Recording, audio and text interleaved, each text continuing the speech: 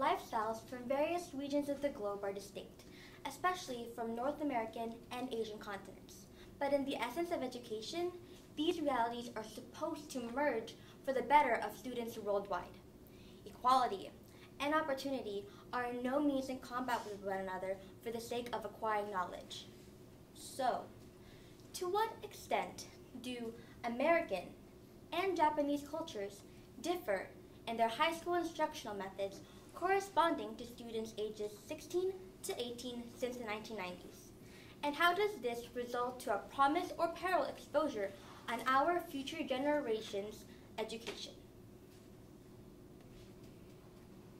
Within the National Institute of Academics, Assessment, and Curriculum, Harold W. Stevenson and Roberta Nerston Lowe have stated that in the Japanese system, they use a Monbusho curriculum, which is a national policy. Monbusho is a scholarship term created by the Japanese Ministry of Education, whereas in the United States, they have a curriculum based from district and state guidelines. However, the approach from the American side of the spectrum, they could either approach it or not approach it. So this poses the leniency in the fact that they are able to justify their standards of power in either school system.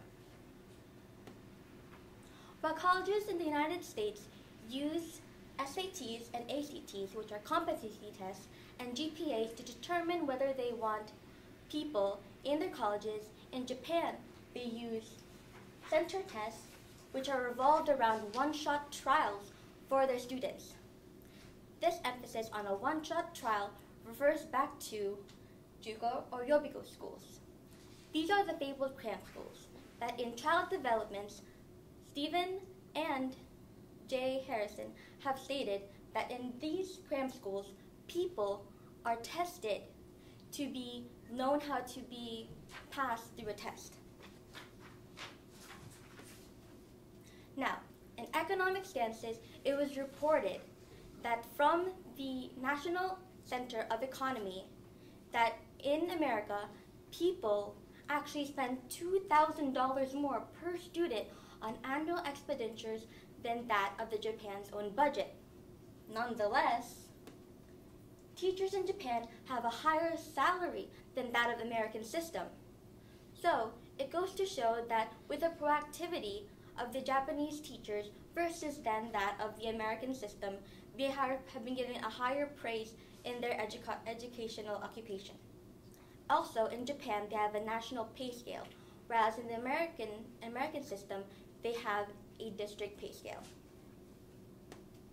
These are the requirements enlisted for Japanese standards and United States standards in order to be a teacher. Referring back to the whole cultural aspect of either country, in Japan, they have a more collaborative approach to their peers and therefore are harmonious group thought. Group thought from Films Media Group is a thinking in which everyone knows the rules and nobody breaks them. But in America, we have an individualistic culture in which we try to exceed from another person to the next.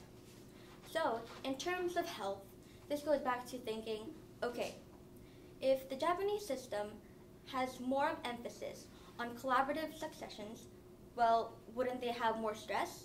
Well, on the contrary, it was found out that in a research conducted by Chun Sing Chen and Daryl Stevenson, that they found out that the levels of stress are actually equivalent and not different in both sides of the spectrum. As you can see here, the levels of stress are equal. Also, the levels of depression from these two charts, these two lines indicate that the American and Japanese systems were both inclined with one another. Parental satisfaction goes along with these levels of stress and depression. And it goes to show that they are equivalent as well, which were contrasting to the implications that Japanese had more stress on them. Through cultural associations applying to curriculum evaluations, economic dispersal, and the health of the student body, all of these schools are aimed to support and help students of the future generations. However, taking into consideration the pros and cons of either country, both can get effective knowledge from one another to salute to a fundamental mentality in which all ends meet. What questions do you have? Thank you.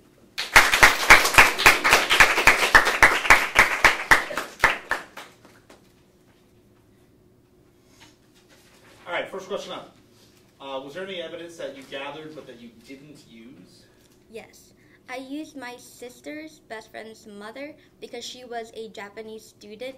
She was a Japanese teacher, and she was also an American teacher.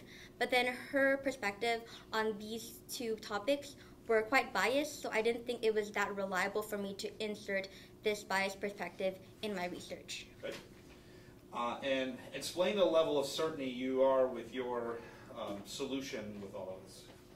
Well, in both the Japanese and American systems, there has been two types of ways that they were both opposing from each other, such as the electives and also the cram schools. So if, for example, College Board wants their AP students to succeed on their tests. So cram schools, since Japanese people hold that mentality and have that opportunity to go to them, that's why they have a higher ranking test scores than that of the Americans. Whereas in America, they use other alternatives such as electives to transport to their students a better advantages in ways for them to actually understand different classes. So those two ways could effectively help one another to succeed in the ways that students visualize and understand information. Perfect. Thank you. Thank you.